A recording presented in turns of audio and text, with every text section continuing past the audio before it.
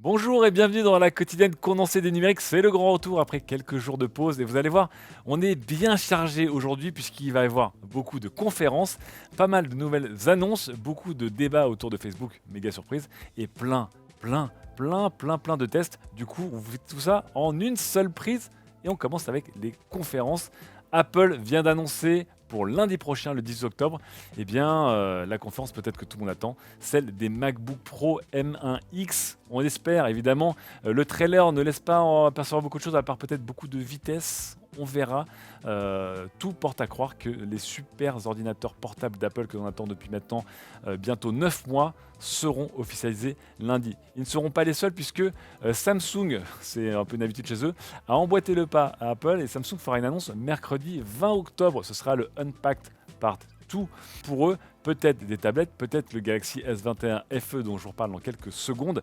Mais ce qui nous donnerait du coup une petite brochette de conférence lundi, du coup 18 octobre, réservez la date, Apple à 19h, mardi 19 octobre, Google à 19h et mercredi 20 octobre, Samsung à 19h. On espère couvrir tout ça en live avec vous. En parlant des Google Pixel 6 qui seront officialisés, il n'y a plus grand chose officialisé, il y a tellement de rumeurs qui sont sorties. Nous avons du coup des dernières fuites qui arrivent sur le potentiel service qui s'appelle le Pixel Pass, un équivalent d'Apple One pour Google, à un prix qui potentiellement serait entre 650 € et 750 $, donc avec les taux de change, etc. À nous de voir, mais ce serait un prix plutôt doux vu les possibilités de ce téléphone. On attend vraiment de savoir si, surtout les promesses, donneront des résultats à la hauteur de ce téléphone très attendu. Encore une fois, rendez-vous le mardi 19 octobre, avant Samsung et après Apple. Je vais vraiment y arriver. Il y a beaucoup de choses en ce moment. En termes d'annonce de produits, alors est-ce que c'est excitant ou pas? Je ne suis pas sûr. Mais Magic Leap, je vous rappelle, était pendant des années l'entreprise américaine la plus secrète et la plus sexy de la Silicon Valley. Ils ont levé des centaines de millions de dollars. Ils ont une valorisation actuellement à 2 milliards de dollars. Tout ça pour des lunettes qui sont arrivées très en retard dans le marché des lunettes en réalité augmentée et qui ont beaucoup déçu sur notamment leur performance. Ça n'a pas empêché Magic Leap de relever 500 millions de dollars pour produire notamment les Magic Leap 2 qui arriveront l'année prochaine sur le nez d'utilisateurs professionnels parce que Magic Leap vise le marché professionnel et dès la fin de l'année 2021 pour leurs meilleurs clients. Est-ce qu'ils feront mieux? Alors déjà les lunettes sont moins ridicules que les premières, ce qui est déjà un grand pas en avant. Est-ce qu'elles seront plus performantes? Est-ce que le suivi et l'écosystème de Magic Leap sera enfin à la hauteur de cette entreprise, donc valorisée à plus de 2 milliards de dollars? On l'espère pour eux. On passe de l'AR à la VR avec ce coup-ci HTC qui eux ont plutôt fait leurs preuves et qui annoncent du coup leur nouveau casque, le Vive Flow. Et vous allez voir en termes de flow, c'est un certain flow. Au-delà des blagues qu'on va pouvoir faire sur la vie dont on rêve tous et toutes, hein, qui est dans celle-ci, c'est un casque qui n'est pas exactement standalone, mais qui est fait pour marcher avec votre téléphone portable sur un seul câble, avec des spécifications techniques notamment intéressantes sur le son, l'image et le refroidissement. Donc on espère avoir peut-être un concurrent, un vrai concurrent, Oculus Quest Go notamment, à voir. 499 $. Ce sera officialisé dès demain et en vente dès après-demain. Restons chez HTC et leur casque de VR rapidement pour expliquer que HTC, comme tout le monde, va essayer de lancer son métaverse, puisque quand on est dans le business aujourd'hui de la VR et de la R, on veut lancer son propre univers, hein, sa sorte de MMO gigantesque. Protocol nous confirme que HTC va présenter un casque, mais aussi tout un programme pour essayer de faire en sorte qu'ils ont leur propre métaverse et qu'ils arrivent à survivre parmi des autres métaverses gigantesques qui sont déjà en préparation, notamment chez Facebook. Voilà pour les lunettes d'AR et de VR. On continue maintenant dans tout cas un petit peu écran. On va revenir à des écrans de télé un peu plus grands. Et Samsung qui revient à l'attaque, c'est annoncé depuis des années, avec des dalles OLED pour concurrencer LG Display. Donc c'est Samsung Display qui concurrence LG Display. Je vous rappelle que dans tous les écrans entre 5 et 14 pouces, Samsung règne en maître en tant que fournisseur de dalles. Et que dans toutes les dalles d'écran OLED entre 32 on va dire et 105 pouces, c'est LG Display qui règne en maître. Ce coup-ci, Samsung va venir concurrencer LG avec des écrans QD OLED. Alors c'est compliqué parce qu'il y a les écrans LED, voilà, il y a les écrans OLED, il y a les écrans QLED de Samsung qui sont en fait des écrans LED déguisés en écrans OLED. Et maintenant il y a des écrans QD OLED qui sont de vrais écrans OLED avec certains avantages des écrans LED. Est-ce que vous m'avez suivi? Non, moi non plus. C'est pas grave. En tout cas, ça arrivera et ça intéresse beaucoup de monde. Sony, Panasonic, TCL et Xiaomi voudraient en tout cas croquer dans cette nouvelle offre de Samsung Display dès l'année prochaine. Des dalles donc qui promettent les avantages de l'OLED que tout le monde connaît, mais certains avantages et notamment le taux de luminosité en SDR et en HDR qui serait amélioré par rapport à l'OLED, ce qui serait plutôt bien. Et puis une couverture en espace colorimétrique améliorée également. À voir si Samsung va revenir dans le grand game des télé OLED. Ça ferait du bien à la concurrence qui aujourd'hui, je vous rappelle, se fournit que chez LG Display. En parlant justement des fournisseurs de composants, on quitte les dalles de télévision et on passe maintenant aux semi-conducteurs et on va évidemment parler de TSMC, le champion qui enregistre de nouvelles ventes records malgré une année folle en 2020. Il faut encore mieux cette année pour le troisième trimestre 2021. 16% de plus pour TSMC qui, je vous rappelle, fournit la terre entière d'AMD à Apple en termes de semi-conducteurs à l'industrie automobile. Ça va aussi très très bien du côté de Samsung qui a un bénéfice qui est un nouveau record en 3 ans. Bref, ils sont très très demandés. C'est difficile de fournir tout le monde, mais ça va durer encore un petit peu de temps. TSMC qui ne s'arrête pas là puisqu'il va aussi faire une usine à plus de 6 milliards d'euros, potentiellement avec Sony en collaboration pour encore une fois répondre à la demande gigantesque de puces électroniques. Et puis, ces puces et ces semi-conducteurs qui sont des casse-têtes évidemment pour la plupart des fabricants. Et on apprend notamment via Bloomberg qu'Apple va couper sa production d'iPhone 13 de 10%, de 11%, pardon. Ils voulaient en vendre 90 millions d'ici la fin de l'année. Ils ne pourront, en produire en tout cas, que 80 millions. La faute ce coup-ci pas à TSMC mais à Broadcom et Texas Instruments. Je vous rappelle que Apple se fournit chez TSMC mais aussi chez Intel parfois, chez Qualcomm et chez d'autres fournisseurs pour leurs semi-conducteurs et que quand il y en a un qui se met à tousser, c'est évidemment toute la chaîne de production qui est enrhumée. Donc les pauvres, ils ne vendront que 80 millions d'iPhone 13 d'ici la fin de l'année. Temps dur pour Apple. Temps dur aussi pour Samsung, parce que je vous disais que Samsung, la division semi-conducteur se portait très bien, mais ça veut dire aussi qu'il faut qu'ils avancent et qu'ils galèrent un petit peu, et notamment sur leur prochaine génération de pros qui pourrait être retardée. Je vous annonçais la semaine dernière qu'on visait les 2 nanomètres entre 2024 et 2025. Et bien la génération entre les deux, c'est-à-dire entre les 2 et les 5 nanomètres actuels, la 3 nanomètres, elle est retardée chez Samsung. Est-ce que, ils ont du souci à se faire vu la demande? Pas trop. Ça va en tout cas peut-être jouer sur le S21 FE, le téléphone de Samsung qui sortira pas. On ne sait jamais ce qui se passe avec ce téléphone. Eh bien, il pourrait peut-être être lancé en début d'année 2022, ce coup-ci, mais en même temps que le S22. Je vous rappelle que ce téléphone qui tourne sous un socle Qualcomm 888, qui est lui-même en rupture de stock, est sans cesse repoussé, voire en doute de son existence chez Samsung même. Est-ce qu'il y a un intérêt à sortir un S21 FE au moment où les S22 sortent et donc que les S21 normaux baissent de prix? Je n'en suis pas sûr. Réponse peut-être en tout cas mercredi 20 octobre pour la conférence Samsung et peut-être enfin des nouvelles de ce téléphone très attendu mais qui se fait aussi très très attendre. On passe maintenant un petit peu aux OS avec Windows 11, je vous le rappelle, sorti officiellement la semaine dernière, disponible depuis fin septembre pour les plus impatients. Je vous avais dit aussi qu'il fallait peut-être pas être parmi les plus impatients mais peut-être rester patient. Eh bien, vous avez bien fait de rester patient, puisque si vous avez un processeur AMD, AMD et Microsoft ont annoncé qu'ils ont des petits problèmes de performance, notamment dans certains jeux, certaines applications, des pertes jusqu'à 10 à 15% de performance sur les processeurs Ryzen sous Windows 11. Il est urgent d'attendre, en tout cas, si vous utilisez votre machine à fond, puisque pour l'instant, l'adressement notamment des corps performance des processeurs Ryzen est mal géré par Windows 11. Il y aura forcément un correctif. Mais plus que jamais, il est urgent d'attendre. On passe à un autre OS qui est peut-être moins connu que Windows, mais qui fonctionne très très bien, c'est évidemment Linux. Et il y a 2 semaines, nous avions reçu Gaël Duval, un des cofondateurs de la célèbre distribution française Mandrake, qui a à un moment été la distribution la plus connue de Linux. Il a été rejoint par Frédéric Bastock et Jacques Lemarois dans un petit bar, tranquillement, pour discuter avec mes collègues Bastien Lyon et Renaud Labracherie de l'histoire folle du coup de Mandrake. Cette distribution Linux tellement populaire et qui malheureusement s'est éteinte il y a quelques années. Je vous rappelle qu'on fête l'anniversaire de Linux, les 30 ans de Linux. Et Mandrake un fameux OS français qui a malheureusement disparu, mais qui nous a donné une interview et une histoire absolument géniale. Si vous voulez revoir un peu les coulisses de la tech d'il y a quelques années, c'est la lecture du jour. On a quitté maintenant tout ce qui était smartphone, OS, etc. On va passer à d'autres produits. On commence avec des casques sonores. Regardez ce casque, le reconnaissez-vous?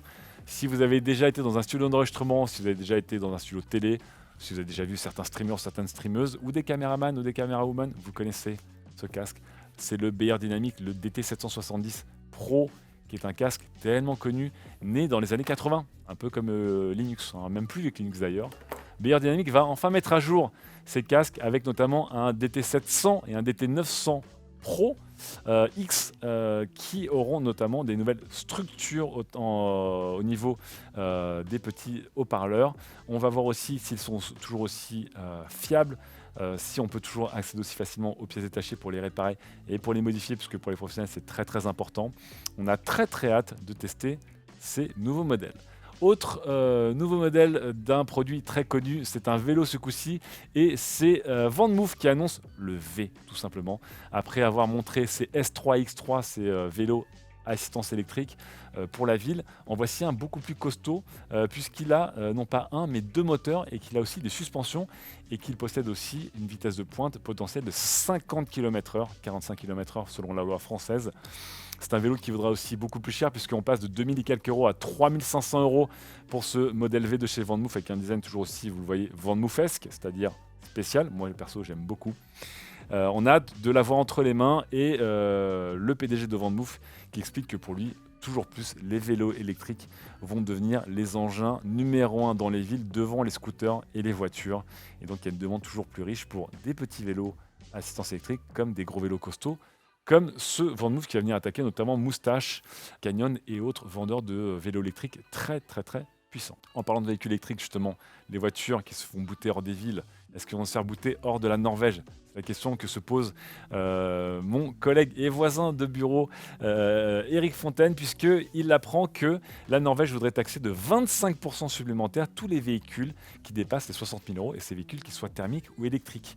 Et donc si le but du gouvernement est évidemment de taxer les personnes qui ont le plus de moyens, un véhicule thermique à plus de 60 000 euros étant clairement un véhicule haut de gamme, eh bien les véhicules électriques à plus de 60 000 euros, ils sont moins haut de gamme et aujourd'hui évidemment un véhicule électrique coûte beaucoup plus cher et donc a beaucoup plus de chances de se faire taxer de 25% par le gouvernement norvégien.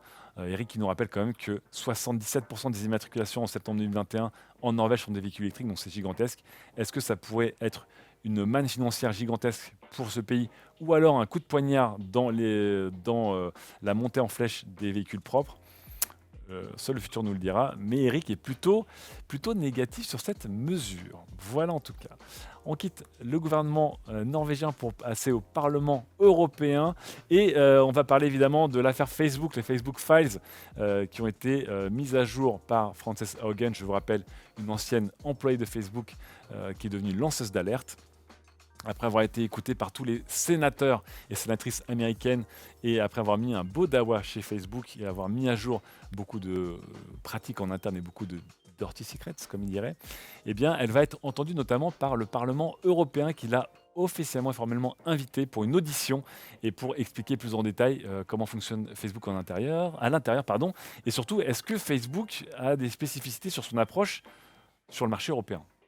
À voir. En tout cas, Frances Haugen n'a pas terminé sa tournée puisque après du coup le Congrès américain et après le Parlement européen, Frances Haugen terminera sa tournée par l'Oversight Board de Facebook eux-mêmes. Je vous rappelle que l'Oversight Board est une organisation indépendante de Facebook eh bien, qui surveille un peu Facebook et qui donne ses décisions sur ce que Facebook peut ou ne peut pas à la fin diffuser, notamment donc l'Oversight Board qui est un organisme assez puissant, va recevoir Frances Haugen bien, en audition également. Ce n'est vraiment pas terminé. Et Facebook, du coup, ça va mal puisqu'il y a toutes ces révélations. Il y a eu des nouvelles pannes aussi le 8 octobre avec encore des services qui sont tombés côté Facebook. Et plus important, Facebook, méga surprise, quel timing intéressant, le hasard total bien sûr, veut maintenant inciter ses jeunes utilisateurs à la déconnexion. Et on a vu des posts notamment à la fin du mois de septembre et au début du mois d'octobre qui mettaient en valeur l'envie d'Instagram d'être moins addictif et moins toxique pour ses utilisateurs. surprise lorsque l'on sait, je vous rappelle que dans les révélations de Frances Haugen, il y avait des études en interne de Facebook et d'Instagram qui montraient que le réseau était bien extrêmement addictif et surtout très toxique pour beaucoup d'utilisateurs, notamment jeunes, et que en interne, ils étaient bien au courant des problèmes et ils n'auraient rien fait. En attendant, Instagram fait une pause de son programme d'Instagram Kids qu'il voulait lancer et qui est du coup repoussé, et évidemment va aussi montrer à ces jeunes utilisateurs des fois la petite main pour dire tu as regardé beaucoup de choses sur ton flux Instagram, c'est peut-être le moment de t'arrêter. Voilà. Est-ce que ça changera les choses? Pas sûr. Mais le timing, lui, on est sûr de ce timing en tout cas. On termine avec, encore une fois, nos jeunes. Hein. Instagram n'est pas la seule addiction de certains et la seule petite, on va dire, seul petit loisir. Il y a aussi les sites à caractère, pas informatif, mais clairement pornographique. Je vous rappelle que 2 associations avaient attaqué en justice le gouvernement lui-même et des sites en France, puisqu'ils considéraient que ces derniers ne faisaient pas assez pour empêcher l'accès des contenus pornographiques aux mineurs, en expliquant que le fameux « je promets j'ai 18 ans » n'était pas vraiment une forme de vérification. Et que depuis le 20 juillet 2020, eh bien, ne pas vraiment stopper l'accès ou empêcher l'accès aux mineurs à des contenus pornographiques, c'est devenu un délit. Malheureusement, eh bien, leur demande a été déboutée par la justice et par le tribunal judiciaire de Paris, qui revient sur cette grande question éternelle dont on parlait notamment autour de Facebook, eh bien, que les éditeurs de sites et les plateformes ne sont pas responsables du contenu qui est publié dessus. Et donc, les associations La Voix de l'Enfant et e-Enfance attaquent peut-être les mauvaises personnes. Ça nous apporte à la réflexion, évidemment, portée par Romain dans cet article, et ce bilan de la CNIL qui avait été demandé par Roselyne Bachelot, eh bien, sur le fait que est-il encore vraiment possible d'empêcher des mineurs de voir du contenu pornographique sur Internet s'ils le veulent? Épineuse question, on n'a pas encore trouvé la réponse. On continue de la chercher. En attendant, évidemment, on fera en sorte que les parents arrivent à bloquer les bonnes adresses IP, arrivent à configurer bien les routeurs Wi-Fi, etc., etc. Après, est-ce que vous pourrez empêcher vos enfants des fois de faire le mur ou de faire des conneries? Je ne pense pas. On termine maintenant cette quotidienne avec tous les tests. Et moi, je suis parti quelques jours, et attention, pendant que je suis parti, je ne sais pas ce qui s'est passé chez les numériques, c'était l'hystérie des tests. Je vais tous vous les ouvrir en live, et même mon navigateur va dire mec, t'es sûr? Oui, je suis sûr, puisque nous avons beaucoup de tests, dont évidemment, voilà, hop, qui est là, que vous attendez impatiemment, qui est le test de la Switch OLED. Avant cela, qu'est-ce qu'on a testé? Vous êtes prêts? Le Fire Stick Lite, le Fire TV Stick Lite d'Amazon, je vous fais très rapidement, 3 sur 5, ça marche plutôt bien. Le problème, c'est qu'on ne peut pas régler le volume sur la télécommande, je n'ai pas compris encore pourquoi. Dans le Auchan Kitchen Book Cuisio X Connect Plus, un robot cuiseur donc à 359 €, c'est un tarif plancher évidemment par rapport aux concurrents et à la référence de chez Vorwerk, le Thermomix. Ça marche bien, mais la gestion des températures, elle est pas tip top. Info encastrable de chez De Dietrich, qui lui aussi a un petit problème de gestion de température, mais pour le reste, il est très bien foutu, il a une bonne finition et il a un très bon OS. Ok, on enchaîne. Un SUV chinois, le CRS3 Luxury, qui fait partie de la grande et première flotte des voitures électriques chinoises et des marques chinoises qui arrivent clairement de manière très très très agressive sur le marché français. Un véhicule vendu à un tarif plancher, puisqu'il est vendu quelques milliers d'euros de plus que la Tesla Model 3 à 36 000 €, si je ne m'abuse, donc même moins cher que la Tesla Model 3, mais la finition et autres petits détails évidemment s'en ressentent. Autre test, on ne saurait jamais aller, un VPN ce coup-ci, le fameux VPN de Mozilla, testé par Renault, qualité. Il est très simple à configurer, il marche bien avec les débits, mais il lui manque beaucoup d'options avancées, notamment pour des VPN payants. Je m'arrête pas. Un test, une imprimante photocopieuse, scanner, fax, la TR4650, elle marche bien. Mauvais point, le prix à la page coûte cher, car si je me rappelle bien, il coûte 0,166 centimes la page, donc plus de 16 centimes la page, ça fait un peu cher pour cette imprimante. On s'arrête pas. Un écran Philips, les fameux écrans 34 pouces en 3440 par 1440. Écoutez, il est bien, c'est pas le meilleur des moniteurs, surtout pour les gamers, mais il ne coûte pas trop cher, autour de 400 € prix public, il n'a pas trop de défauts. prise en main rapide du MateBook 14S de Huawei en attendant le test. Première impression très positive pour Raphaël Benteo avec une finesse de 7,7 mm, des bords fins, un écran 3,5, vive les écrans 3,5 et une finition qui laisse présager de bonnes choses pour ce presque haut de gamme de chez Huawei. C'est pas le plus haut de gamme, certifié Intel Evo. Côté test, on va passer au smartphone et nous avions évidemment testé les smartphones de chez Apple, l'iPhone 13, 13 mini, 13 Pro et 13 Pro Max. On a fait une vidéo qui vous montre la totale. Je ne peux pas vous la montrer parce qu'il y a une pub en dessous, mais évidemment, je laisserai Karl nous faire un petit montage pour montrer la vraie vidéo, bien sûr. Merci beaucoup, Karl. En tout cas, félicitations à toute l'équipe, à Laure et à Kevin pour vous avoir fourni cette vidéo aussi taffée. C'est pour ça que je vous la montre actuellement. On n'a pas fini avec les tests, parce que pendant que Laure et Kevin testaient tous les iPhones, on voyait la vidéo en bas à droite, Henri s'est attaqué au Sony Xperia 5 III, qui est le petit frère du Xperia 1 III. Je ne sais pas si c'est clair, il y a beaucoup de références là à la seconde. C'est un téléphone qui est plus petit, plus compact, mais qui est très haut de gamme. Il est vendu 1000 € quand même, pour un téléphone qui a un design et un swag, on va dire, très spécifiques, mais qui a quand même des défauts un peu difficiles à avaler à cette gamme de prix, évidemment. On termine avec les smartphones avec un duel très attendu entre l'iPhone 13 et le Galaxy S21 Plus.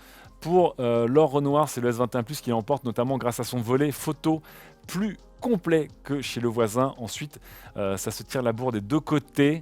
Chacun marque des points sur l'autonomie, l'écran, par exemple, qui vont du côté de chez Apple. Et après, à la fin, le choix viendra surtout de la taille de l'écran, si vous préférez un écran plus grand, et aussi, bien sûr, de l'écosystème entre iOS et Android. Voilà pour les smartphones, mais on n'a pas fini avec Apple puisqu'on passe aux tablettes et le test de l'iPad 9e génération de 2021. Écoutez, que vous dire à part que c'est un iPad qui est puissant, qui marche bien, mais qui a un design et une ligne qui commencent à faire un peu mal en 2021 pour une tablette à presque 400 €. On vous laissera faire votre choix, mais personnellement, j'irais plus voir des iPad Air en promo pour ce prix-là. On passe au test de son. Il y a un nombre de tests complètement dingue. Pour une condensée, c'est très condensé. Déjà, la mise à jour du comparatif des enceintes sans fil, qui évidemment a été un peu nettoyée pour cette rentrée. Nouvelles références, nouveaux filtres, nouvelles fonctionnalités. Il y avait de quoi mettre à jour toutes les notes et tous nos comparatifs et nos guides d'achat sur les enceintes. Allez voir ça si vous voulez en acheter une. Pendant ce temps-là, on a testé 2 casques, enfin un casque et un écouteur. Le AKG K371, si vous voulez plutôt du monitoring, je vous parlais du Beyer Dynamic DT770. Voici un de ses concurrents chez AKG, qui est un peu moins cher mais qui fonctionne très bien. Si vous voulez des écouteurs intra-auriculaires, oh là là, encore des écouteurs intra-auriculaires, les Creative Outlier RV3, 3 étoiles.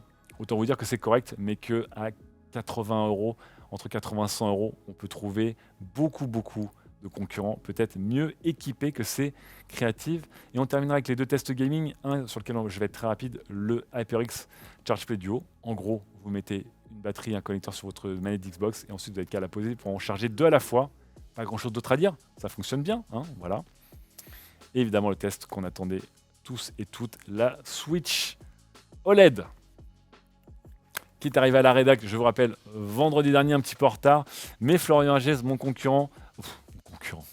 collègue, mais peut-être mon concurrent pour avoir cette Switch, parce que je l'avais aussi, a pu passer du temps avec cette console et évidemment tester toutes ses fonctionnalités, mais surtout, la béquille. Non, je déconne, la béquille est super, je la montre, mais surtout, l'écran OLED. Il en a même fait un article dédié sur l'écran OLED et sur sa déception initiale, notamment sur la colorimétrie de cet écran avec un delta E à 9. Là où plus on est proche de 1, c'est bien.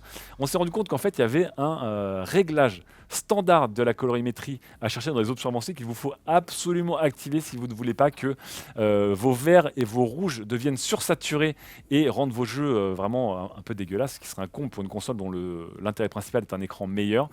Donc allez dans les options, repassez dans les réglages standards pour avoir un delta de 1,8 ce coup-ci qui est un delta excellent. Pour le reste, nous avons une console qui ne change pas beaucoup avec, comme je vous le disais, pour la blague, une meilleure béquille. Voilà, vous voyez comme elle tient, incroyable. Regardez-moi ça. Hop, et je peux même la baisser de plusieurs angles. Ah, c'est magnifique. Évidemment, un écran OLED qui est très plaisant, mais pour le reste, c'est pas beaucoup mieux. Et surtout, le doute du Joy-Con Drift reste, puisque on l'a même été voir sur les FAQ officiels de Nintendo. pour Nintendo, le Joy-Con Drift est malheureusement un problème qui s'adresse à toutes les manettes et pas que aux manettes de Nintendo Switch. Il y en a aussi pour des manettes Xbox et des manettes de PlayStation. Chez Nintendo, ils comparent le Joy-Con Drift, enfin l'usure des sticks analogiques à l'usure des pneus d'une voiture à un moment. Avec le temps, ça s'abîme. Est-ce que c'est de la langue de bois? On ne sait pas. Mais en tout cas, dans le chat, ce matin à 11 h, une personne qui était spécialisée dans la réparation de manettes nous a bien confirmé que le mécanisme globalement des sticks analogiques de manettes est problématique pour lui, quelle que soit la marque des manettes. Il s'avère juste que chez Nintendo, ça apparaît un peu plus souvent que chez Microsoft ou Sony. En tout cas, c'est sur ce test de cette console très sympathique et très désirable, en attendant le Steam Deck évidemment et la Playdate qui arriveront en fin d'année, qu'on se quitte. Ravi de vous retrouver après quelques jours d'absence. C'était bien dense et bien condensé quand même. Demain, on se retrouve avec un programme un peu plus light, promis juré. En attendant, je vous souhaite une très très bonne soirée. À demain et à très vite.